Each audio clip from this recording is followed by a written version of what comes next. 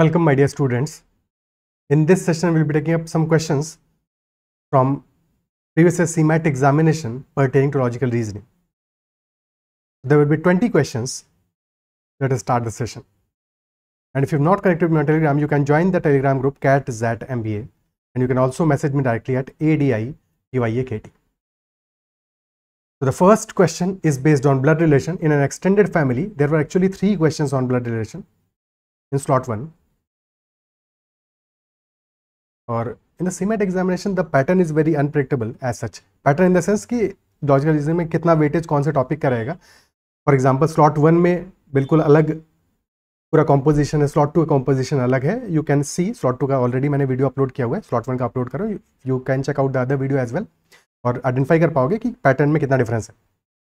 तो first question, in extended family A is married to B and B has 2 sons C and D. तो A and B are a married couple and B has 2 sons C and D. So both C and D are males, and the younger son D is married to E. So D is married to E. E must be a female. What I am doing for siblings, I am using a horizontal line, and for generation change we are using a vertical line, and for married couples we are using a line with arrows on both sides. Plus is for a male and minus is for a female. ठीक है, कहीं पे तुम्हारा अपना convention कुछ और हो सकता है, बट स्ट्रक्चर जो है वैसा ही बनेगा. तो डी और ई आर मैरिड है. Then F has 2 children E and G. तो F has 2 children E and G. So E and G are siblings. G male है फीमेल है नहीं पता हमको. एफ मेल है फीमेल है नहीं पता हमको. Then question is asking how is G related to D. G और डी का रिलेशन क्या होगा. तो this is G and D is the spouse of E, who is sister of G, isn't it so? तो brother in law हो जाएगा, isn't it so? ये तो डेफिनेट G और D के बीच में जो रिलेशन है, ब्रदर कजिन तो या सन तो हो ही नहीं सकते. Brother in law will be the option. क्या है, क्लियर है? क्वेश्चन पूछ रहे हैं how is G related to D. तो G D का क्या है, that is what the question is asking. तो G can be brother in law और can be sister in law. Brother in law हो सकता है या फिर सिस्टर इन लॉ भी हो सकता है, क्योंकि हमें एग्जैक्टली जी का जेंडर नहीं पता है, बट क्योंकि क्वेश्चन में जो ऑप्शन गिवन है उनमें सिस्टर इन लॉ तो ऑप्शन में गिवन नहीं है, तो definitely brother in law will be the answer, option B. कभी भी ऐसे क्वेश्चन में अगर स्टक हो जाओ तो तुम्हें जेंडर क्लियर नहीं है जी का और क्वेश्चन पूछ रहा है, तो वहाँ पे जो मोस्ट अप्रोप्रिएट ऑप्शन है उसको मार्क कर देना है. कंफ्यूज नहीं होना है कि सिस्टर इन लॉ भी हो सकता है, पॉसिबल है, बट गिवन कंडीशन के हिसाब से brother in law is the best possible answer. Is it clear? ठीक है. अगर can not be determined option होता जस्ट इन केस, तब फिर वहाँ पे कंफ्यूजन हमारा बढ़ सकता था, बिकॉज हमें जेंडर एग्जैक्टली क्लियर नहीं है. तो दोनों में से कोई भी एक पॉसिबिलिटी हो सकता है. Is it clear? ठीक है, आगे बढ़ते हैं. Next question, there is a certain relation between 2 given words on one side of the proportion of a sign and another word is given on the other side. You have to find the other word from the given alternatives having the same relationship with this word as the words of the given pair. तो पहला relation हमारा है foot and skateboard. तो फूट से we run on a skateboard, foot is used है कि नहीं, via foot we run on a skateboard. then और किस तरह से यूज होता होगा, on some other vehicle or apparatus or something like that. पहला ऑप्शन है फिशिंग. तो फिशिंग के लिए we use fishing rod. fishing rod is the equipment used for fishing. ठीक है, जैसे कि फुट हम यूज करते हैं स्केटबोर्ड के लिए, तो डेफिनेटली ये तो नहीं है, और आंसर नहीं हो सकता. बी में आ रहा है robot. For robot we are using ores. Ore basically होता क्या है, ओर इज चप्पू. रोबोट को रो करने के लिए oar is used as a lever. ठीक है, ओर को एज अ लिवर यूज करते हैं, लिवर. और फलक्रम पे यहाँ पे फिक्स्ड होता है, और यहाँ से चप्पू चलाते चलाते नाव को आगे ले जाते हैं. सेलिंग के लिए we are using boat. Boat use करते हैं. और पेडल बोट में we have paddles to row the boat. Paddles होते हैं. और paddle as it is clear from the word, from the origin word ped, PED, ped means foot. तो ped से related कोई वर्ड है जनरली फूट से related होता है. फॉर एग्जांपल पेडल हो गया, पेडियाट्रिक. पेडियाट्रिक तो डिफरेंट हो गया, पेडल हो गया, या फिर पेडिग्री हो गया. ठीक है, एनीवे नेक्स्ट क्वेश्चन पे चलते हैं. Few men were sitting in a row facing north in a row. So north direction is upwards. North west, east, south. Sunil is 16th to the left of Ram.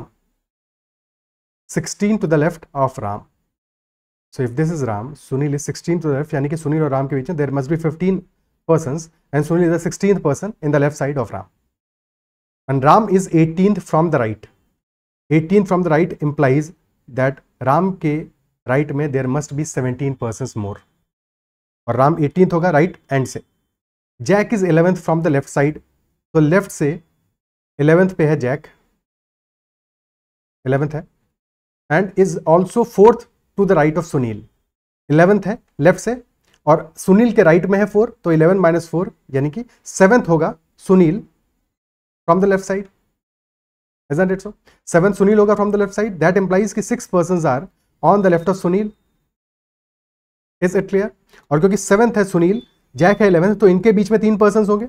लेकिन हमें क्या चाहिए question में? We need to find out कि total कितने लोग हैं रो में. टोटल कितना आ जाएगा? 6 + 15 + 17. अगर हम सिर्फ सुनील और आर से क्या है, आर से है अपना राम को ऑब्जर्व करें तो 6 persons are on the left of Sunil, then there is Sunil यानी कि 1 person, then there are 15 person between Sunil and Ram, then Ram है और फिर 17. तो 17 + 15 32 + 8, answer will B 40. Option D. Okay, ठीक है. Next question. Find the odd one among the following. Option A chapter, contents, exercise and book. तो एक बुक में chapters भी होंगे, कंटेंट होगा, एक्सरसाइज होगा. तो चैप्टर, कंटेंट और exercise are part of a book. और बुक अपने आप में दैट इज अ होल जिसके की पार्ट्स हैं ये सारे के सारे. तो book is the odd one out. तो answer will be option D, book. Next question. If rascal is written as -22 then simple के लिए कोडिंग क्या होगा? -22 आ रहा है कोडिंग, तो पॉसिबल है कि हम कुछ को सब्ट्रैक्ट कर रहे होंगे, कुछ को ऐड कर रहे होंगे और सारे लेटर्स को उनके ऑर्डर, उनका जो न्यूमेरिकल ऑर्डर होगा उस पर लिखते हैं. तो ए के लिए W1, सी के लिए 3, एल के लिए 12, देन आर के लिए दिस विल बी, एल के लिए आ गया 12, आर के लिए 18, एस के लिए 19. Okay, so if we add R plus S plus A, this will be 18 plus 19 plus 1. This is 38, 38 total. And A plus C plus L, this is 16 total. 38 minus 16 is 22. तो definitely हम even position के numbers में से odd वालों का numbering subtract कर रहे हैं ऐड करके. 16 minus 38 is 22 minus 22. This should be the coding. Isn't it so? Simple में ये सेम कोडिंग क्या होगा हमारा?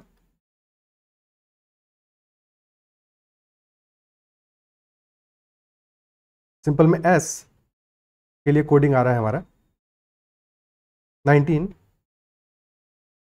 I के लिए आ रहा है 9, L के लिए M के लिए 13, 16, 12 एंड 5.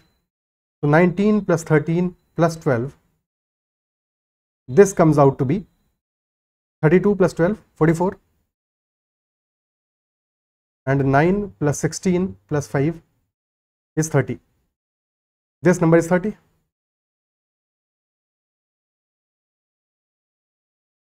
ठीक है, और हमें सब्ट्रैक्ट क्या करना है? इवन माइनस ऑड सब्ट्रैक्ट करना है, यानी कि इवन माइनस ऑड सब्ट्रैक्ट करना है, यानी कि 30 - 44 सब्ट्रैक्ट करेंगे तो answer will B -40.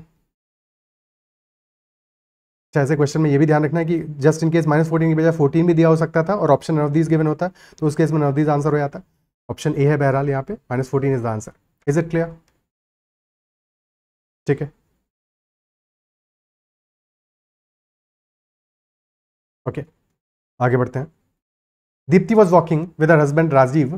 They met a woman Mili. Deepti introduce Mili to Rajeev and said her brothers father, किसके ब्रदर का फादर? यानी कि मिली के ब्रदर का father, Mili is brother, father यानी कि Mili's father as well, is the only son of my grandfather. तो Mili's father is the only son of Deepti's grandfather. Only son of Deepti's grandfather. So that implies कि Deepti is either sister of Mili और cousin of milli. Sister हो सकती है या फिर cousin हो सकती है, सेम जनरेशन में है, तो बाकी ऑप्शन तो बेकार हो गए अपने. सिस्टर इन लॉ भी पॉसिबल नहीं है, ठीक है। तो या तो सिस्टर होगी या फिर कजिन भी होना पॉसिबल है।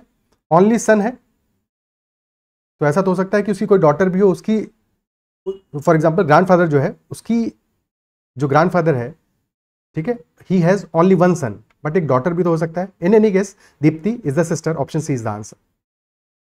क्लियर है, ठीक है।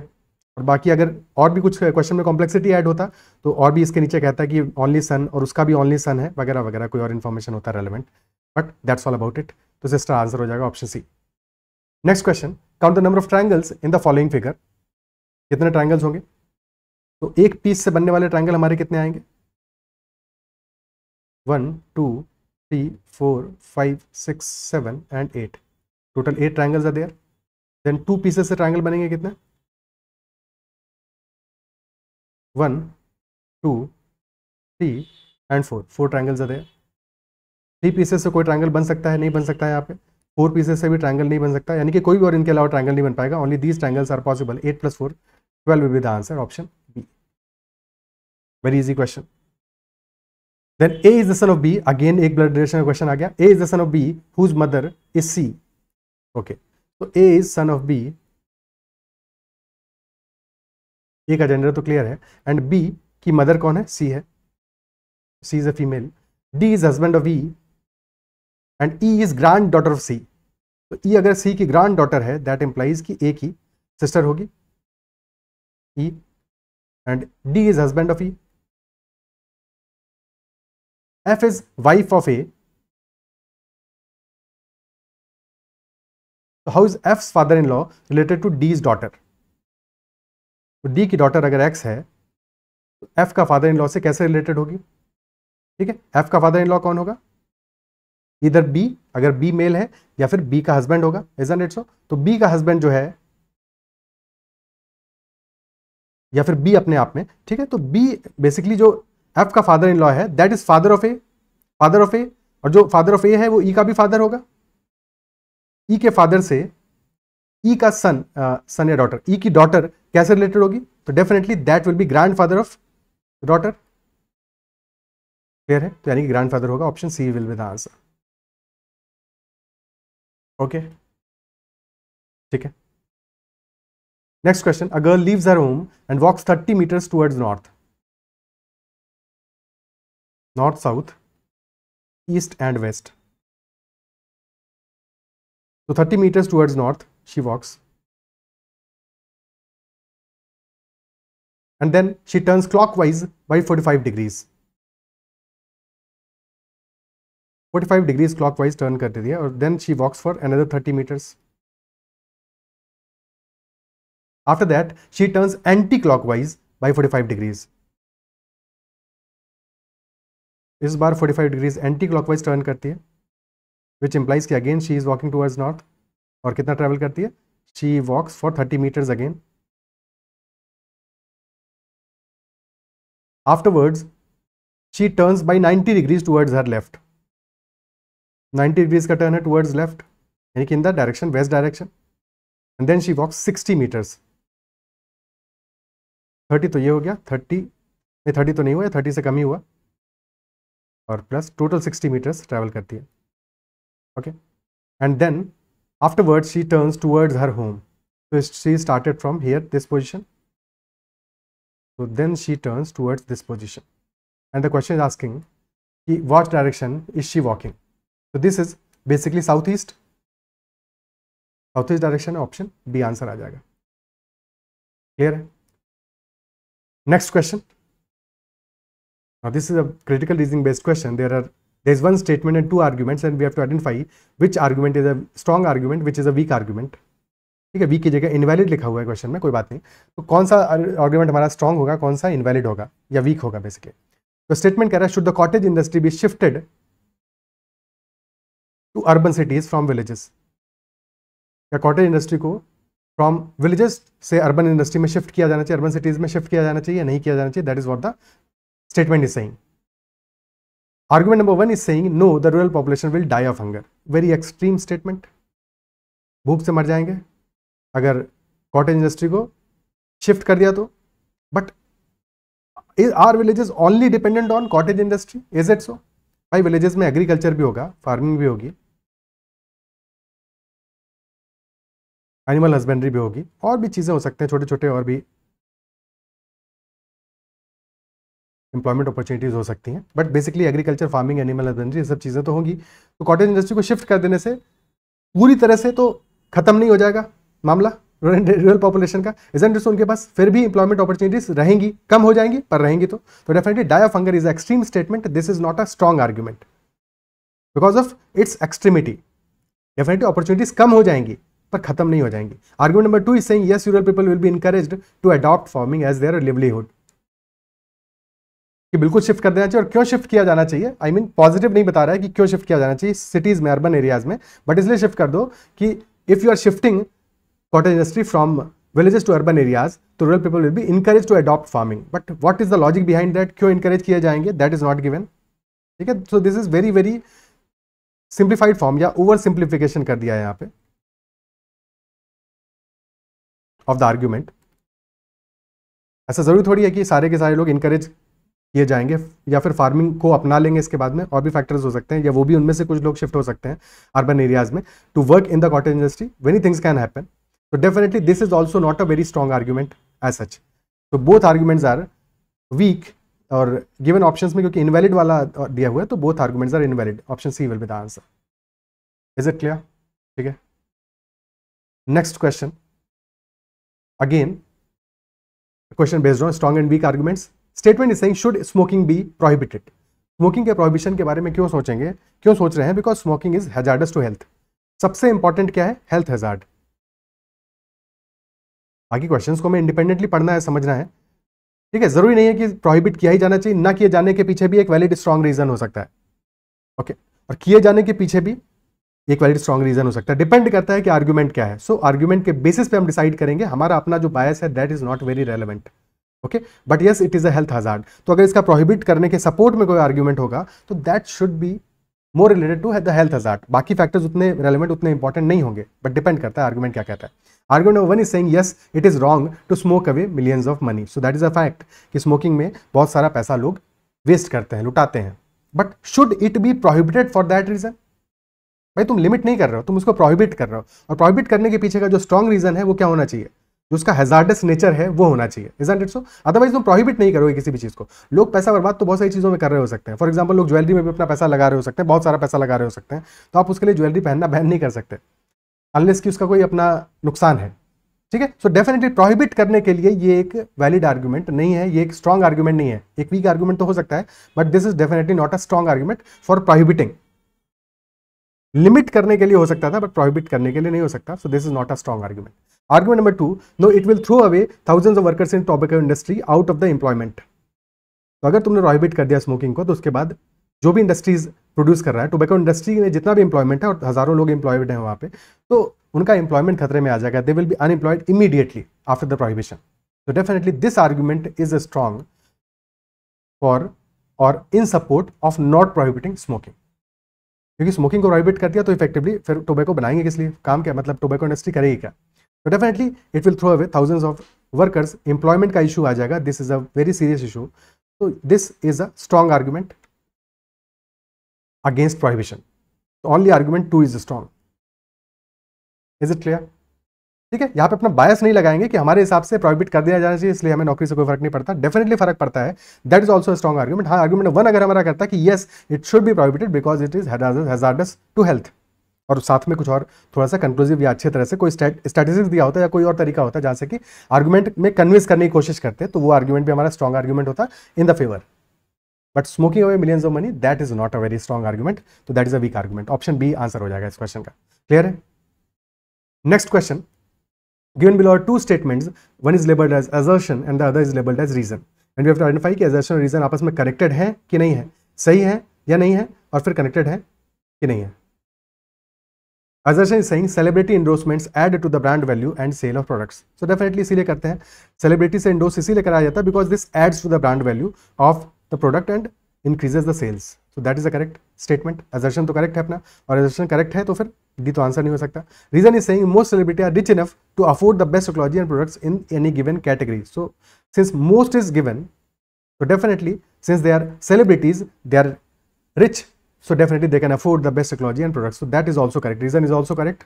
तो ऑप्शन सी भी आंसर नहीं हो सकता है, यानी कि either they are connected by the reasoning, यानी कि reason is the correct explanation of assertion और it is not, but correct तो दोनों है.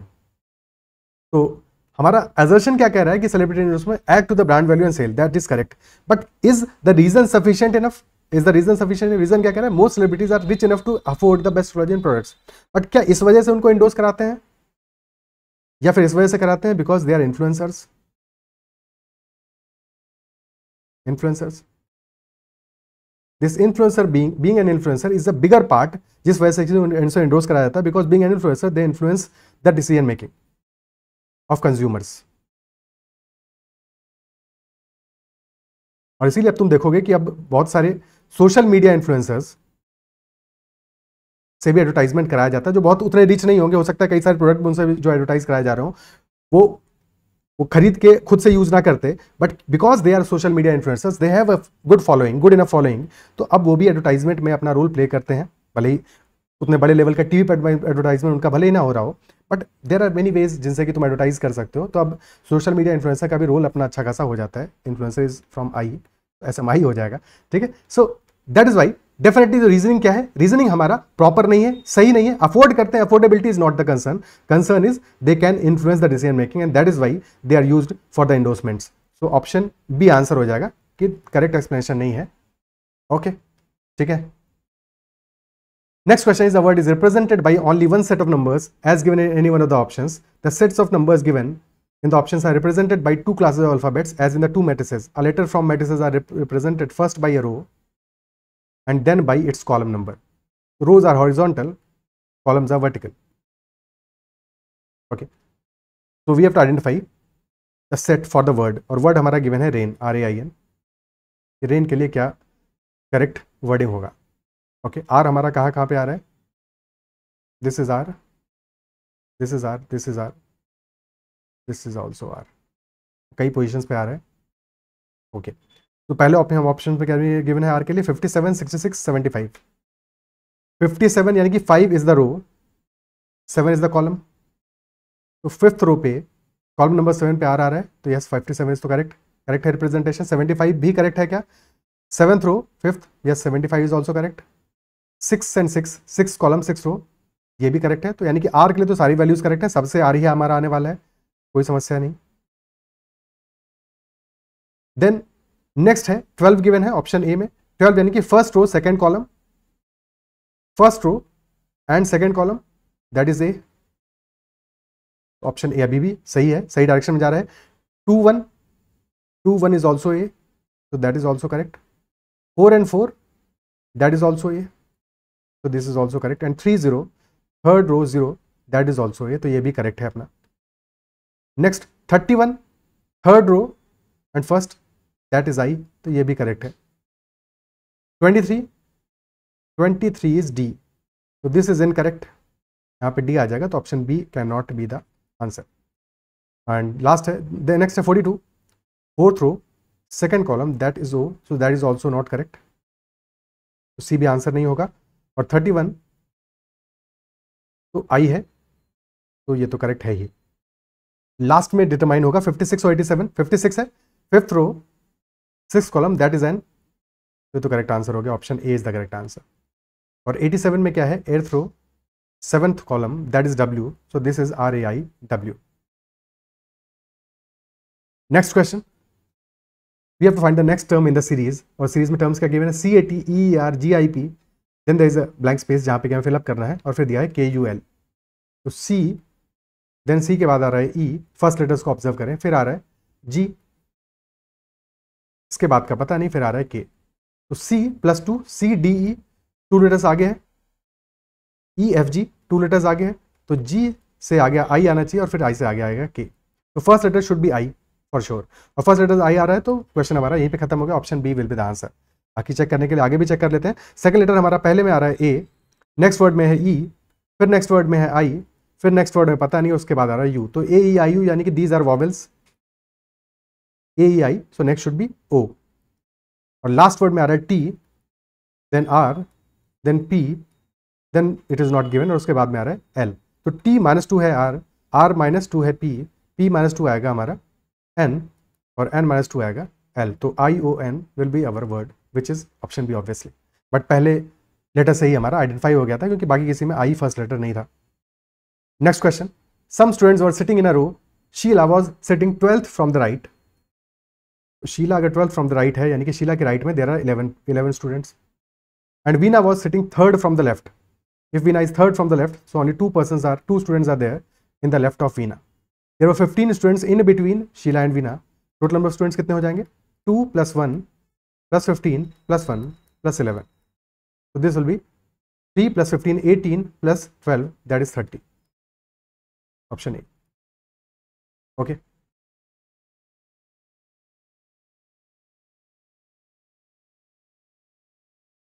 next is, if the given interchanges are made in sign and numbers, which one of the 4 equations would be correct? interchanges क्या करने हैं? Science में subtraction और multiplication को इंटरचेंज करना है और नंबर्स में 3 और 6 को इंटरचेंज करना है। चेक करते हैं। 6 - 3 × 2 = 9, तो ऑप्शन ए में क्या हो जाएगा? 6 और 3 इंटरचेंज हो जाएंगे एंड माइनस और मल्टीप्लिकेशन चेंज हो जाएगा, यानी कि 3 × 6 - 2, तो that will not be equal to 9, that will not be equal to 9, ये तो हमारा वैल्यू आ जाएगा 16। ऑप्शन ए तो आंसर नहीं होगा। ऑप्शन बी, 6 और 3 इंटरचेंज होगा तो 3 की जगह आ जाएगा 6, और 3 - 6 × 4, दिस विल बी 3 - 24, यानी कि माइनस का 21 आएगा, so definitely this is also not correct. Option C, 3 - 6, एक सेकेंड, इंटरचेंज होगा 3 और 6,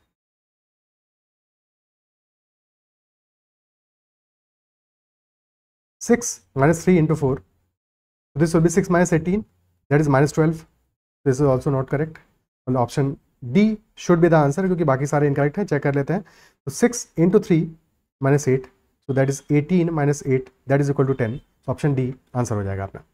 next question, 2 words indicated by 1 and 2 have been left out. The correct word in place of 1 is given as one of the 4 options against 1, and correct word in place of second is given as one of the options against 2.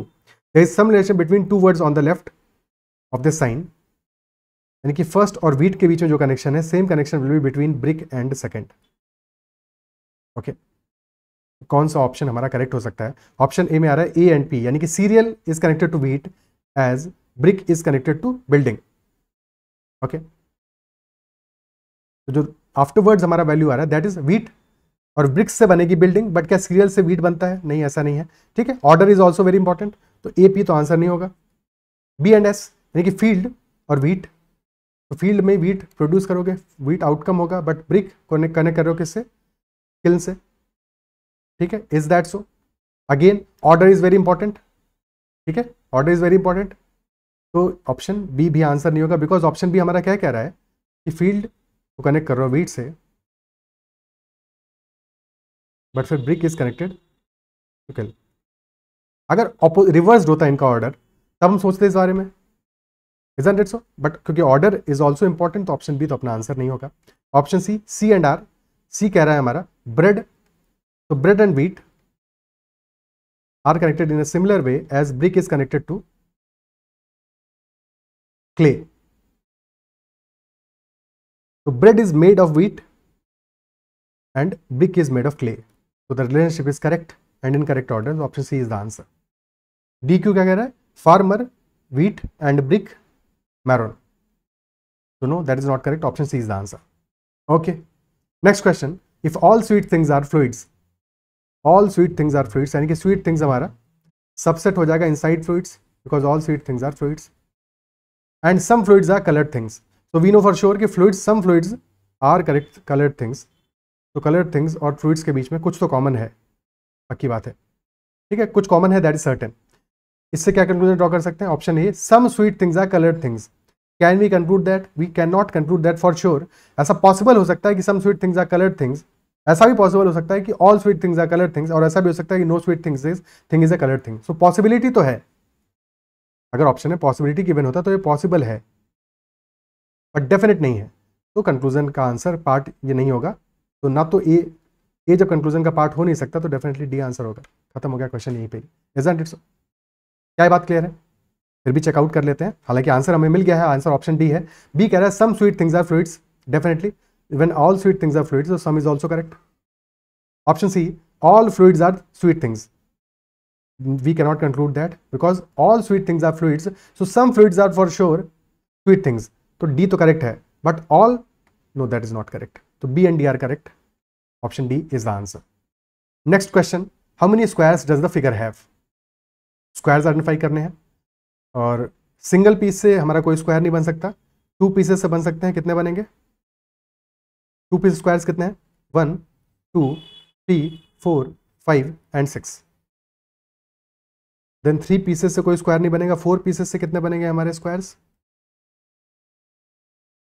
4 pieces से एक square बन पा रहा है ये, तो 1 square is made of 4 pieces. 5 pieces, 6 pieces, 7 pieces से बनने वाला नहीं है. 8 पीसेस से बनेगा. कितने स्क्वायर्स बनेंगे? पहला स्क्वायर ये हो गया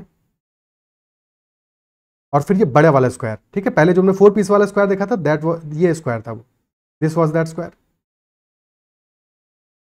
और 8 पीसेस से बनने वाला स्क्वायर एक ये वाला स्क्वायर है. ओके, तो there are 2 squares made of 8 pieces. 6 + 1 + 2 total 9 squares होंगे. ऑप्शन बी आंसर आ जाएगा. ओके, आई बिलीव इस क्वेश्चन में सिर्फ यही एक चीज पिक करनी थी कि एक हमारा ये भी स्क्वायर बन रहा है, अदरवाइज 8 मार्क कर दोगे तो आंसर गलत हो जाएगा. Okay, next question, find the missing number from the given alternatives. तो 3 and 4 are connected to 75, 7 and 9 are connected to 390, 11 and 8 are connected to 555. अब ये कैसे कनेक्टेड होंगे? मल्टीपल तो लग नहीं रहा है. 3 और 4 का मल्टीपल 75 नहीं है, 7 और 9 का मल्टीपल 390 नहीं है, 11 और 8 का मल्टीपल 555 नहीं है. तो क्या कनेक्शन हो सकता है? If you check 3 square + 4 square, that is 25, और 75 और 25 × 3, 7 स्क्वायर + 9 स्क्वायर. 7 स्क्वायर आया हमारा 49, 9 स्क्वायर आया 81, तो 49 + 81 दैट इज 80 + 50 130, और 130 × 3 इज 390. तो थर्ड वाला भी यही होना चाहिए. 11 स्क्वायर + 8 स्क्वायर दैट इज 121 + 64 यानी कि 185, और 185 × 3 हो जाएगा 540 + 15 555. एंड हेंस लास्ट वाला शुड बी 5 का स्क्वायर + 13 का स्क्वायर 25 + 169 दैट इज 184 × 3. 184 है, एक सेकेंड 169 194 × 3, तो that is 582. Option C. Okay, ठीक है, so that will be the answer. These are all the questions. I believe session समझ में आया होगा. क्वेश्चंस में कोई डाउट नहीं रहा होगा. अगर कहीं भी किसी क्वेश्चन में कोई डाउट है तो यू कैन ऑलवेज कमेंट. अगर सेशन पसंद आए तो उसको लाइक जरूर करना है, और अगर अब तक चैनल को सब्सक्राइब नहीं किया है तो जरूर कर लेना. That's all for this session. Bye bye, take care.